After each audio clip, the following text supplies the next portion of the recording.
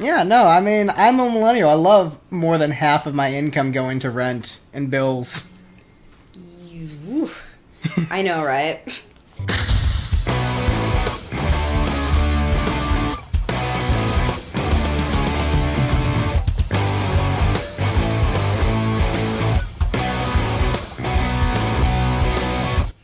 Hi, I'm Greg. I'm the lead singer for Lipstick. And I'm Steve. I'm the bassist. And welcome to the Lipstick panel. Today on the Lipstick panel, we are ranking the songs from the Peter Criss 1978 solo album.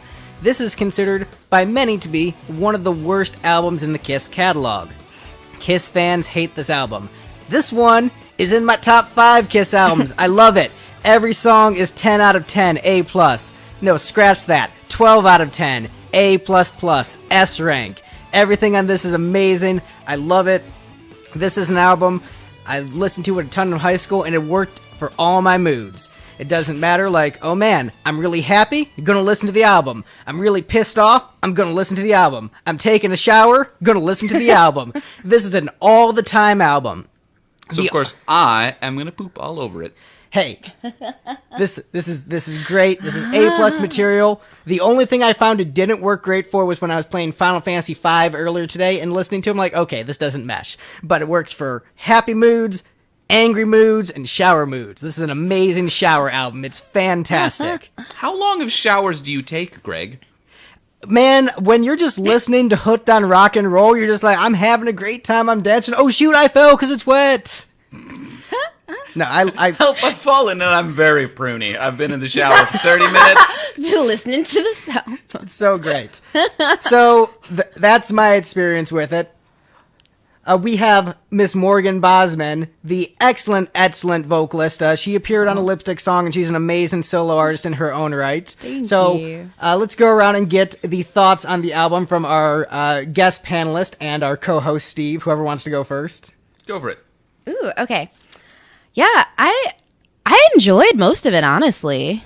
A lot of them are pretty dancey songs. They're fun and more soulful than I thought that I expected, I guess. That's kind of why I wanted you on, because most Kiss fans aren't big into soul and R&B, but me, I am. You know, I love my Al Green, I love my Marvin Gaye, my Barry White. You know, I listen to a lot of that stuff, and so this... You know, it's not quite the same as that, but right. you can feel where he's coming from, and so if you like artists like that and you jam to it, this is a cool little record. Some rock soul tunes in there, and then a couple nice little ballads. Yeah, I'm like, all right, I dug it. There were only like a couple that I was like, you know, that's okay. But a couple most skips. of them, yeah, a couple skips, but most of them were. I mean, I enjoyed it. All right, so Steve, you hate the blues because true. you don't have soul. It's true. I have no soul, and I do not particularly like the blues. I'm a bassist, so the 12-bar blues was hammered into me for years until I was like, I'm done with this whole genre. I mean, he's a Canadian. He's so far north. It's like, man, if it's not Saga, he just doesn't understand it. It's true. He needs more gallops. Right? So, yeah, but... of the solo albums, I would say this is probably my second favorite overall. I think I was very pleasantly surprised by the Gene Simmons solo album, which, from my perspective, seemed to be Kiss done right. And this was just something that was pretty completely different. It wasn't particularly Kiss at all, but it did a lot of the same sort of experimental weird stuff that I thought they worked really well. It's just... a lot of blues. A lot of songs were very blatantly, oh, this is a blues riff. All right, I guess I'll... And I just now realized that the reason that Morgan was the guest on this album in particular is because, you know, that's sort of her wheelhouses. Right, I wanted to get someone who actually understands this kind of music to come in, rather than just like, I'm a casual rock fan. I don't like soul, so it sucks. This isn't Detroit Rock City. It's not meant to be. Right, you know. One of my favorite things about Kiss was that you had the different band members coming from different musical backgrounds, bringing it together and making a unique sound. And I love what Peter brought to the band. He's my favorite member musically. I love his soul, R&B, old school rock and roll background, and so I gravitate towards this album a lot. Like I said, top 5 Kiss albums, and of all the Kiss albums, this is probably the one I've listened to the most consistently year by year, where I listen to it a couple times a year for like the past 15 years, so it's a solid album. It is. Some of it kind of reminded me of like some songs that could be in Little Shop of Horrors or something. With the background vocals, I'm like, oh, this is fun. Yeah, there's a little bit of Rocky Horror in one of the songs in particular. Yeah. But let's get into the ranking.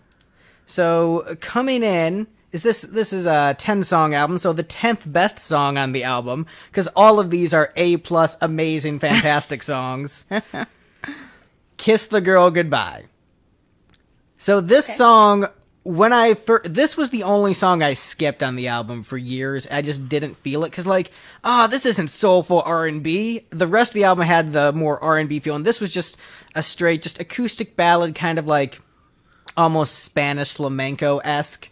So I'm like, man, this isn't soulful R&B, this is Spanish flamenco. But listening to it, over the last couple years, it finally clicked with me, where the melody and the lyrics finally, hit home, on that deep primal level where I'm just like, okay, this has touched my soul. I get it. You're sad that you're leaving your girl behind, but you're trying to be like, hey, but I love you more and it's all going to work out. And I really like the guitar. I've come to really appreciate the different guitar parts. I like it. It's a great song.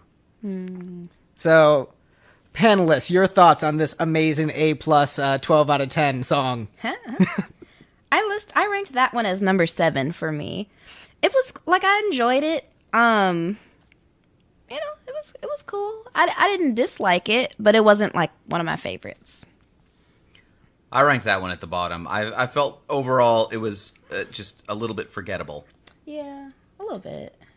Which I get, because over the years, it didn't click with me until very recently. Now I love it, but for many years it was my only real skip on the album. But I want to give it credit because now I get it, and I'm like, yes, Kiss the Girl Goodbye. It's so good. It's so good. I just feel it.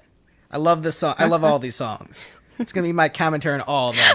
It's great. I just love all of it. But yeah, it's a pretty simple song, so probably not too much to say about it.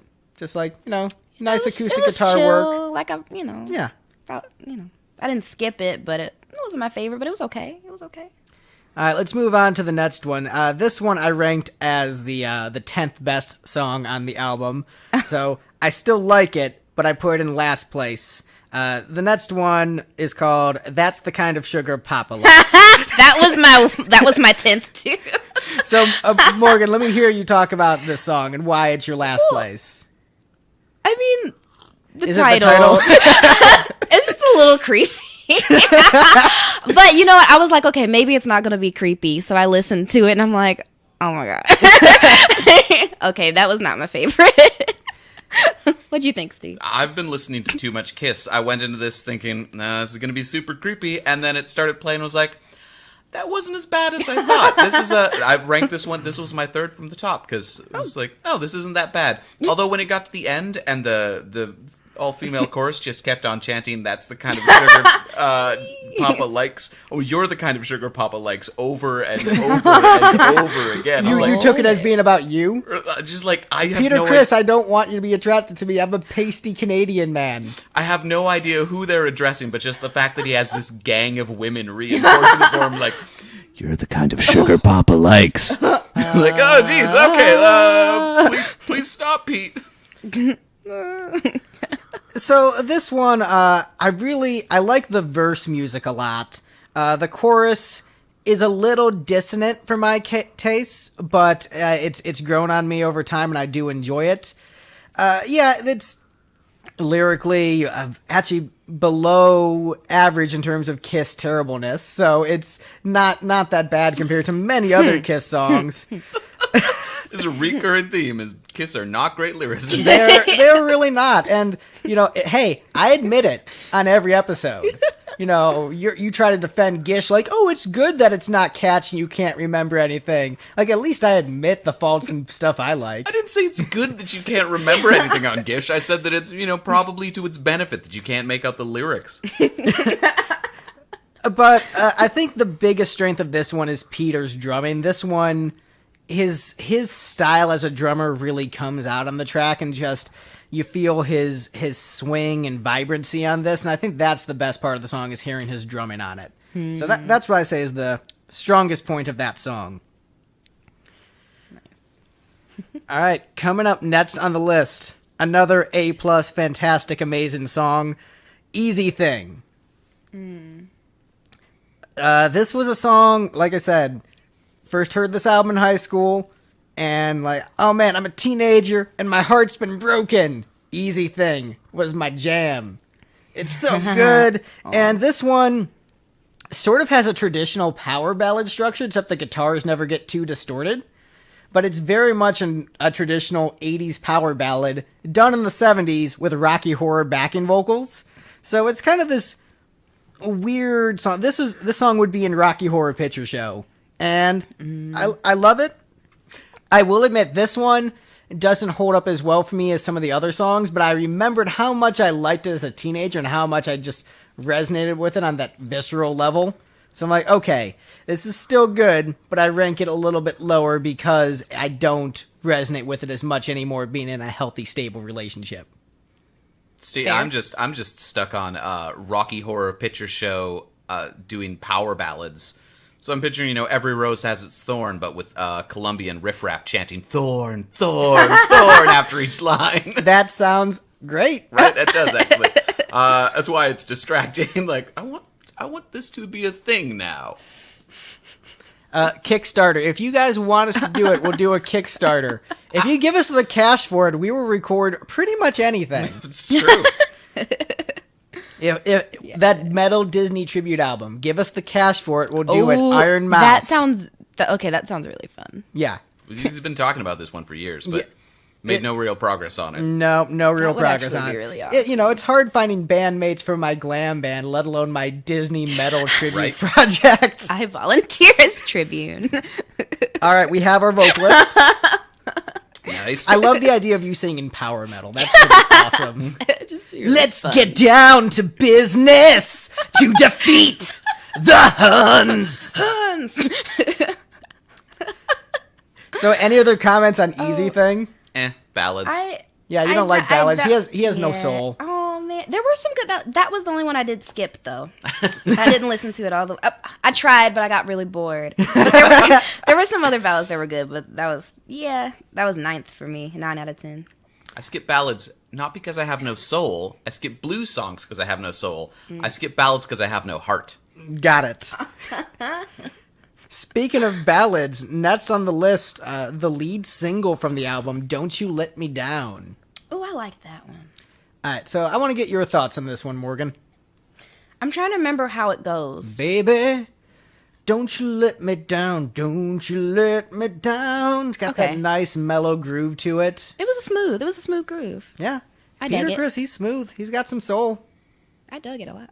I like that. He's got some soul and a gun. He has lots of guns. That one of the things that Steve and I have been doing lately is thumbing through the Peter Criss autobiography, picking random page numbers and finding the ridiculous debauchery on every page. And I think we found one page. Page 110, there was no debauchery on there. Right, but every other page was just like, and here's him doing heroin and shooting a Christmas tree with a shotgun.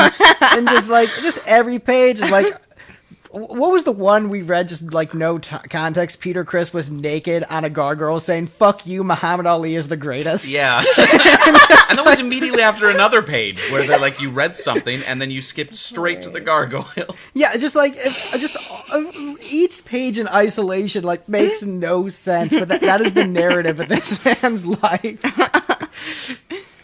But, all right, Don't You Let Me Down. This one I could have seen being a hit. I understand why it was chosen as the single, and I think it's a solid pop song, cool, mellow, chill little tune that could have been a hit in the 70s. So I like it, and I don't have really any complaints with it. This is the one that appeared on the Kiss box set and a couple greatest hits albums, so I guess it's considered the best song from it by some people, but not by this panel. Ooh. Peter was the only one who got multiple singles from this project, right? Yes. There were 2 Peter Criss singles, and everybody else just had one single from their own albums. What Yeah. other one was his single on here? I don't know what the other forget. single was. I don't know. I'm just curious. Maybe it was You Matter to Me. I think that was the other single. Oh, okay. To Wikipedia. I can see that. While you're searching that, I'm going to move on to the next song. I'm not actually going to bother. Okay. All right, next up on the list, opening cut on the album, I'm Gonna Love You. So, I imagine this had to give an interesting first impression, listening to this, for the first time, thinking your preconceived notions of Kiss, and then this starts. Yeah, not expected at all. But I was like, I loved it. Like, that was fun. That was a dancey one, right? Yeah, it was a pretty dancey Kind of, one. yeah. I dug it. Very, very aggressive opening line. Don't let me find you sleeping with another Yeah, man. I liked how aggressive the front line was. When I'm it like, turns all right, out, if you got my actually attention. talk to him, he's much more mellow about it. Right.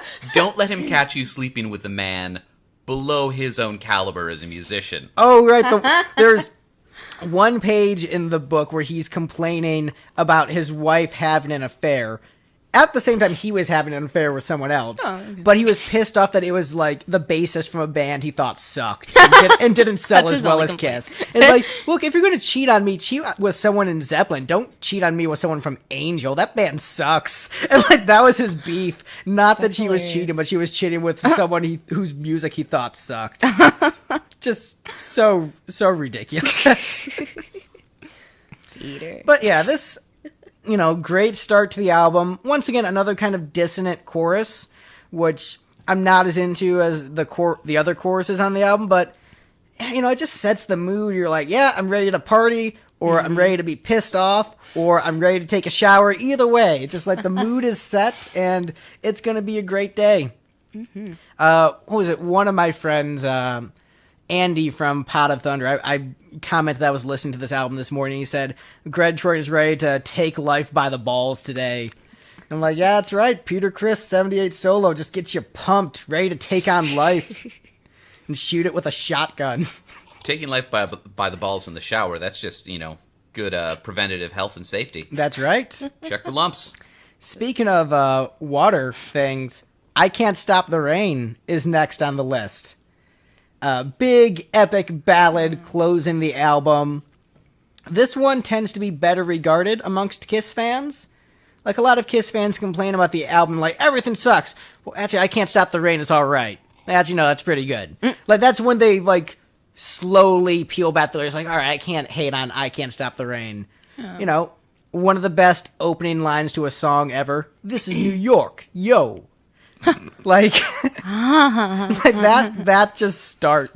It's such a ridiculous Peter Criss-ism, but it's a good ballad, epic, great melody, good string section. I like it a lot. I think it's a great song. Yeah. Steve didn't seem to hate this ballad as much as the other ones. No, harsh. Of the ballads, I feel like the big epic. This was the closer, right? Yes. Which song are we talking about? I Can't Stop the Rain. Yes, the big epic closer. The big epic closer is, if you're gonna do a ballad, that's the way to do it. Yeah, and he also, his last show he ever did, his retirement show, he opened with this song. And that was, I think, very cool to open with this, deep cut from his solo album. That's like and it's very melancholy, sad, and bittersweet. And I think that's a great way to do, like, your final show, which he's like, yeah, I'm old, I can't keep doing this.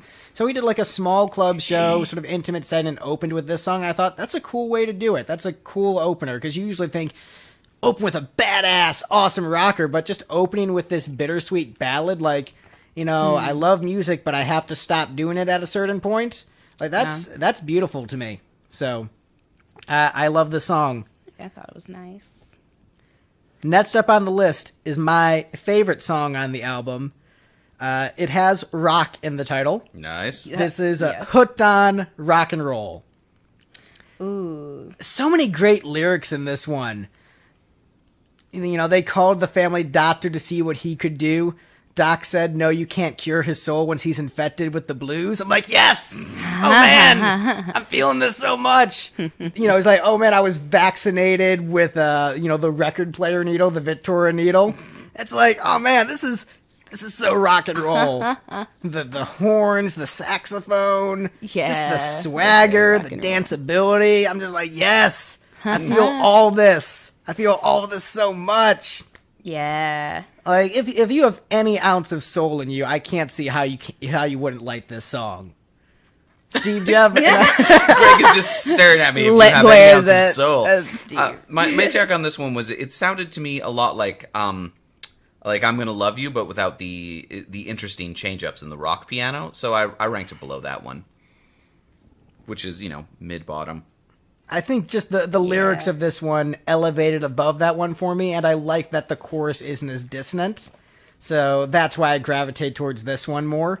And it's like, I mean, lyrically, it's like, I was just born ready to rock. Like, it's so great. It's so great. Nice. I could have written this song. I can see that. This will be part of our all rock set when we do it again. We're adding Hooked on Rock and Roll to the set. Not Rock and Roll All Night. We're doing this one. Hooked on Rock and Roll All Night. Just that song. Nice. Yeah. Sweet. Yeah, I ranked mine kind of near, Yours was like towards the middle, it looks like. yeah, the middle. I liked it. I thought it was fun. All right, next up on the list, we're getting to the top 3. You Matter to Me. I really liked that one. That one's... Yeah, this one is fun. This one is definitely the most disco sounding with that keyboard going throughout. Steve, what were your thoughts on this one? This is my favorite song on the album. I was like, all right, disco song. I'm into it. Nice. Mm-hmm. Yeah, you said, why was anyone surprised that Kiss did disco after this song? And they did an entire disco album, and people were like, what was Kiss doing disco? Like, there's Spoiler precedent. alert, that album isn't really a disco album. It's like one disco song, and they were like, this is a disco album. They sold out. Like, you did one disco song on a rock album. No. Yeah. So, sorry to disappoint you. No. But yeah, this is a cool tune, and I would love to see the face on Kiss fans the first time they heard this song. Because they're like, what is this crap? Huh? Like, there just had to be just, like, some rage and fury at hearing this for the first time. And it threw me off a little bit, that keyboard. But, like, you know what? This is a cool tune. Mm-hmm. I like it. I don't care if it throws me off. This is good. I like when I get the unexpected. It's unpredictable. I bought 4 Kiss albums today. How dare there be a single disco song? Right? I think this definitely was one of my favorites. And I think lyrically my favorite on the album, from what I remember. Yeah, I mean, it's saying, like, hey, our relationship matters. I care about you. What woman doesn't melt at that? You're just, like, your man singing "You Matter to Me." Like, you're just like, all right. I appreciate being important in your life. That's what women want to hear. They don't want to hear like, "Girl, my dick is a love gun" or a rocket. Or you don't want to hear that's that. the kind of sugar papa likes. Like, you don't want to hear that. You want to hear "You Matter to Me" to a dance beat. I think that's great. All right, coming in at number 2, another song with rock in the title. We got "Rock Me, Baby." That was one of my other favorite ones. Yeah, this one I think you ranked as your number 1. Yeah, that's number 1. So this your jam. My top 3 were like my favorite 3 on there. So tell us about your jam, Morgan. Why was this one the one you gravitated towards? Hey, you listen to it and you feel good. Right? Yeah. You got that honky tonk piano. It's bouncing. The horns. You're just like, yeah, keep it going, Peter. I'm rocking to it. Oh yeah. This has the most Kiss-like lyric on the entire album. With the line, "You're going to blow my blues away." I'm like, oh, yep, that's Kiss. That's the most Kiss-like lyric. That is Kiss. I actually didn't realize that one until recently, very recently. Like, oh, that's on there. Yep, still great. It's a fun, slight R&B flavored old school rock song. That was the thing that I kind of liked about it. It was an older school style of rock than Kiss usually does. So that's kind of a neat contrast that this is the song with rock in the title. Also, it's like 50s rock. Mm-hmm. I mean, that's... Like, yeah, cool. It's what I really liked about what Peter brought to the band. He brought that old school style with him. And if you think about his drumming, he's more of a swing and jazzy kind of drummer, which is what gave Kiss that unique sound, which a lot of people don't like that groove that they have, but I love Peter Criss as a drummer. I love what he brings to the band. I like that Kiss has a little bit of swing to him. It makes them separate, where they're just not a Zeppelin clone or a clone of all the other bands that came out of that era. Having a drummer who was technically not as proficient, but had good swing and groove to him. You know, he's the anti-Jimmy Chamberlain, who is a much better drummer technically, but, you know, at least on Gish, didn't have that swing and groove. That's all four episodes of this, right? That's all four. That you talk smack about Gish. The Beatles and Thin Lizzy. Take a shot. The trick is, what order are people going to listen to these episodes in? No idea. I mean, you're going to listen to your favorite one first. I don't know how many of you are going to listen to the Peter one first, but this is, spoiler alert, this is the best. This is the best of the solo albums. Every song's A+. But we're at the end of the ranking. We've only got one song left, so I'm going to go through the list again. Coming in number 10, Kiss the Girl Goodbye, followed by That's the Kind of Sugar Papa Likes, then Easy Thing, then Don't You Let Me Down, then I'm Gonna Love You, followed by I Can't Stop the Rain, followed by Hooked on Rock and Roll, followed by You Matter to Me, then Rock Me Baby, and the number one song on the Peter Criss 78 solo, according to this panel of experts, we've got Tossin' and Turnin', the cover song. Oh, I didn't realize that was a cover. Yeah. Every Kiss solo album, except for Paul's, had a cover on it. This was Peter's choice. This is the only song off the album Kiss ever played live, so a lot of Kiss fans gravitated towards that reason, but I was like, objectively, this is a great song. I like waking up in the middle of the night and grabbing a sandwich. You know, if I'm tired and I can't sleep because I'm thinking about my girl, I'm going to grab a snack. So I relate to these lyrics. Once again, this is a phenomenal shower song. You haven't lived till you shower to Tossin' and Turnin'. It's a really good choice for Kiss to cover, I think, just because it really fits with their motif of hating the letter G. Right? They're like, this song got rid of 2 G's. Sold! Yeah, Kiss gets rid of the letter G often on their albums. Yeah, it's a good cover done by a bunch of A+ studio musicians, good vocal, fun. It's a fun song. You listen to it and it's fun. If you only the most cynical person would say, "Oh, this sucks. I'm not enjoying this." Like if you just, hear it, it's going to put a smile on your face. You're going to be in a good mood. Oh yeah. One thing that I noticed with this song in particular is, while I was listening to it, I realized that there hadn't been any songs on this album that I went, ugh, why are they playing so slow? They're supposed to be a rock band, like I've done with a lot of these Kiss albums. And I think, just like the Motown funk soul thing that Peter Criss is going for is really more Kiss's speed for the most part. Except when he's on coke. Right. Which was this album. Which is why their live albums were so well received, I guess. Right, he was so much faster. But yeah, that is the Peter Criss 78 solo. Were you guys surprised with the ranking? Was it about what you expected? Yeah, no, not too surprised. It's probably about what I expected. So do any of the songs make the playlist? Does Rock Me Baby make the playlist? Steve, does anything touch your soul? Does anything help artificially create a soul within your cyborg shell? I don't understand feelings, but Peter Criss does. Does not compute. I mean, there's a couple songs on here that if they came up on shuffle, I probably wouldn't skip them, but as with just binging a bunch of albums, it's hard to really reach the point where yes, this song needs to go on the playlist now and stay there forever. Especially since I'm also binging the entire Toe Hider discography right now. Oh, that'll do it. But would you say it was a pleasant surprise of an album? Yeah, it was pretty good. So why do you think Kiss fans hate this so much? Because it's not a Kiss album. It is not a bunch of straightforward arena rock. Yeah, well, they're all wrong. This album's great. It's amazing. If you don't have it, get it. I love it. That is our show. Thank you so much to our awesome guest, Morgan Bosman. Thanks for having where can me. we find you? Oh, man, you can find me on the interwebs, Spotify, Apple Music, Amazon, Morgan Bosman.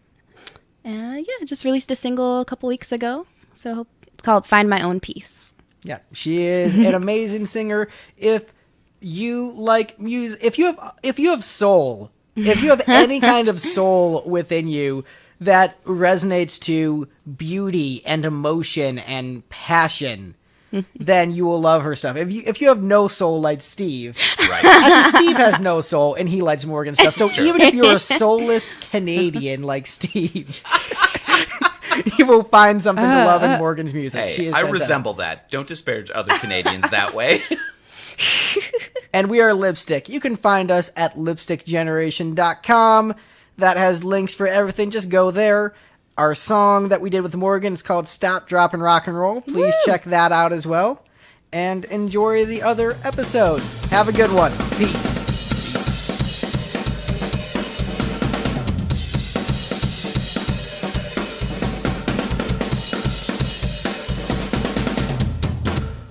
All right, welcome back. We're going to play a little bit of the Peter Criss game, wherein I roll dice to determine a random page in the Peter Criss autobiography, and then Greg sees how long he has to read it before he finds some kind of hedonism or debauchery. Yeah. Starting off with 246.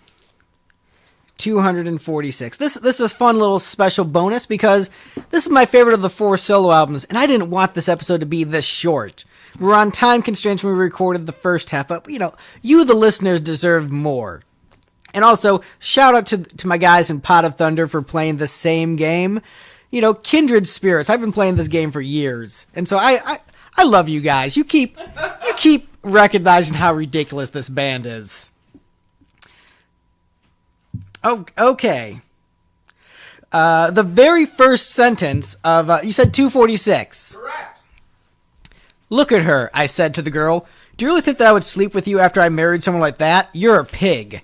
That's like the opposite of debauchery. That's him being all kinds of, he's being a dick about it, but he's being like, look, I'm married to my beautiful wife. Why would I cheat on her with the likes of you? And yeah, it's not that debaucherous, but it's pretty rude. That is, probably the nicest sentence in that book. Next page. Although I was looking at the next page, and the line I just immediately saw was, my wife says that your wife is fucking that lawyer that we had dinner with last night. Get the fuck out of here, Bill, I protested. What a great 219. book. 219. All right, we're flipping through. Let's see. Yeah, I started with a line, and the next thing you know, I was shooting coke. That's how it always escalates, right? Right? You start with snuffing, and then you move on to mainlining. Mainline. 207. 207. Let's see. 207. What kind of sandwich you eating? Not chicken salad roast beef? Mm-mm. All right, let's see. This is the thing where he gets a fan to make a bunch of food for him. This is where he pulls a Greg. I'll tell you what, I said. You know who Steve Stevens is, right? We're going to do a song that Steve wrote for me tomorrow night. If you bring 2 trays of lasagna and 1 tray of meatballs and sauce with spaghetti, I'll let you upstairs to hear the session. So just like saying to his fan, if you cater the food for my recording session, I'll let you hang out with me. Good deal right there. Right? That's totally, I would pull that move. We're somehow flipping the least debauched pages. Yeah. Make me snacks and you can be my friend. I love my wife. Party on! 383. 383. I don't know, maybe just... Wait, 383, that's we don't have that many pages. Just make some up. 4. Okay. The gun is an inch in diameter, so I began to gag a little. When I hammered the gun back with my finger on the trigger, I started shaking. I knew if I slipped, it was all over. I also knew that I had straight flathead bullets in the gun, so if I pulled the trigger, my brains would wind up somewhere across the street. In what context does he have a gun in his mouth and he's not, and he's worried about accidentally shooting himself?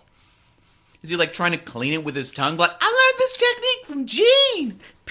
Peter Criss, he's a man among men. 177. 177. Let's see what we've got here. I told her that we shouldn't have sex because I had gotten herpes from a blood transfusion at the hospital. That's a lie. Yup, that is a lie. So here's the trick. This is Greg's copy of the book that he has left at my house for me to read. I've never gotten around to it. We just play this game fairly often. All right, here. And I am trying to piece together this man's life story from random fragments. Actually, no, there's more on this page. So Deb and I would go downstairs with some champagne and a few loos and watch everybody fucking, jerking each other off, guys finger fucking chicks, and we'd fuck on the couch watching them. Right? Like, it's the same page. How do we even get from point A to point B? 173 pages ago, he had a gun in his mouth and was super nervous about it. Now he's gotten herpes from a blood transfusion, and it's probably not even true. All right, what do we got? 116. 116. Just the narrative of this man's life. Let's see. All right, I mean, this is pretty standard debauchery. Oh, only standard debauchery, yeah, not epic level wizard debauchery. Sometimes they just didn't want to go. Once we were partying in a hotel room and we told this girl that she had to get out. She agreed, but she asked to use the bathroom. Next thing we knew, she was in there for 10 minutes. I was hoping that she didn't OD. After an hour, John broke the door down and she was handcuffed to the fucking toilet. I'm not leaving, she said defiantly. Oh yeah, you are leaving, he said, and he started pulling her arm so hard that I thought he was going to break it off. That's still pretty debauched. I mean, yeah, but like, it's pretty tame, all things, compared, Right?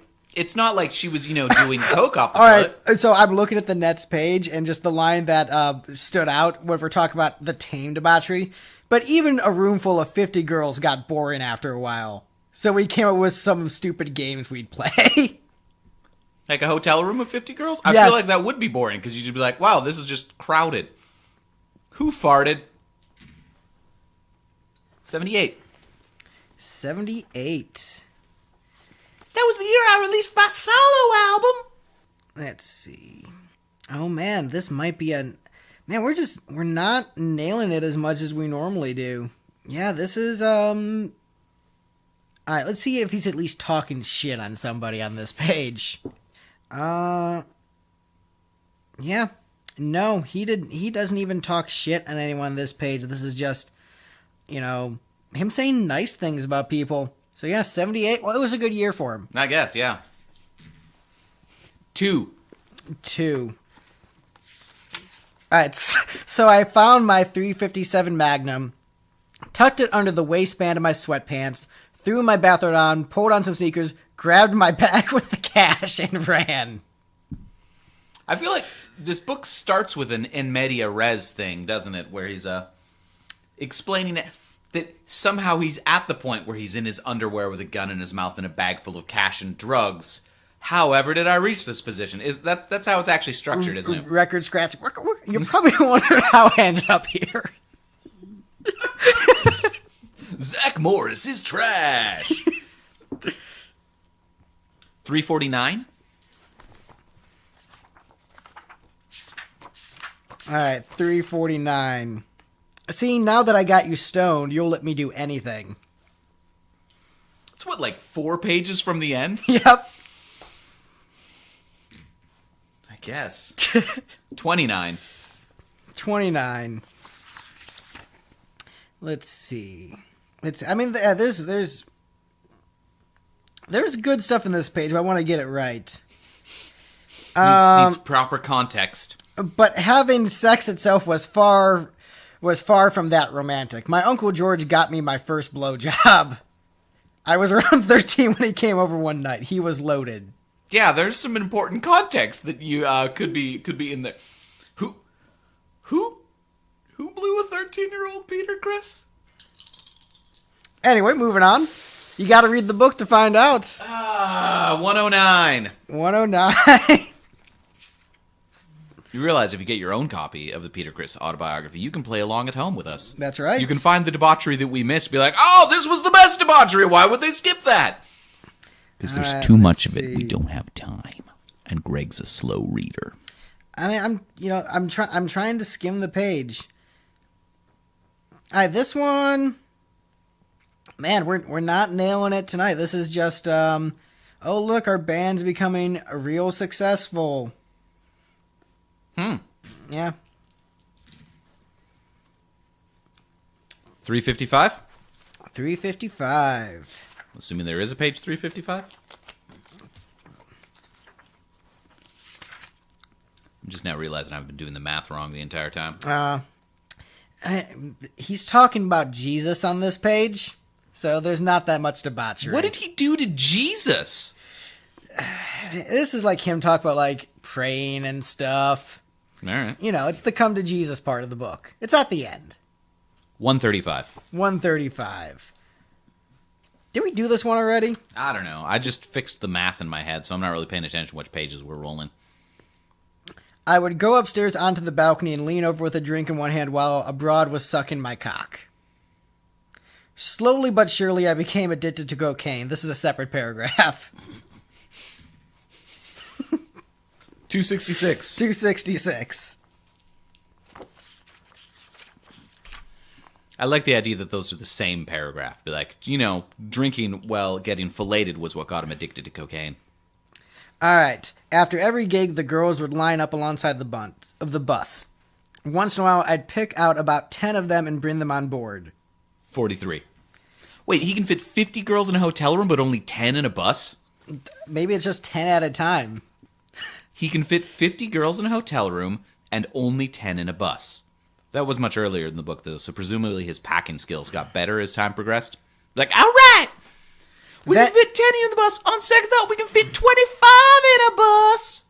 Then Jack gave us some pills that were like speed and downers at the same time. I'm sad that I'm high. 86. 86. This is when he gets dumped off the boat. That actually happened.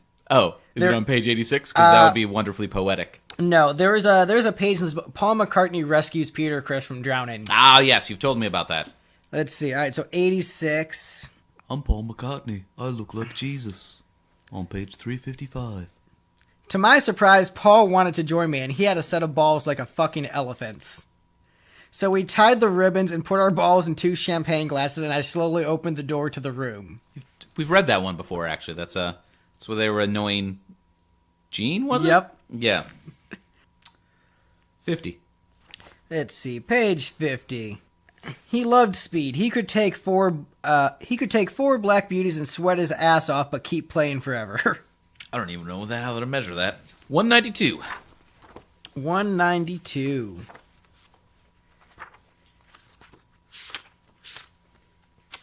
This is like the special features post-credit sequence of this podcast. Let's see. I didn't mean to hit him hard, but the thick end of the stick whacked him. If you know what I mean. Yep. 24. 24. Boop. Boop. Let's see. 24. No, sorry, it's supposed to be mod 4. That should have been 224. Well, you said, all right, we'll do 224 after this. There was blood all over my hands. I popped my switchblade out, turned around, and boom, the blade went right up his armpit and out through his shoulder. He started screaming into Spanish, and I just took off. I turned around and saw him pour it out, and there was blood squirting out of his shoulder. Brooklyn Rage. Brooklyn Rage. What'd you say, 224? Yeah, I think that's math. Yeah, 224 is what it should have been. It lasted maybe a few seconds. I was so horny. 229. Let's see.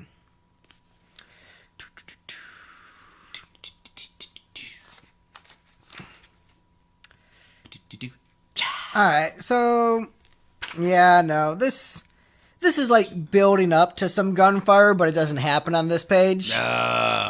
So, and also, I'm going to give a shout out to our drummer Barry's favorite line from this book. I don't remember what page it was on, but the line is, "We fucked 9 times that night, my all-time record." That is Barry's favorite line from this book. All right. Barry runs marathons. He's just like, psh, amateur.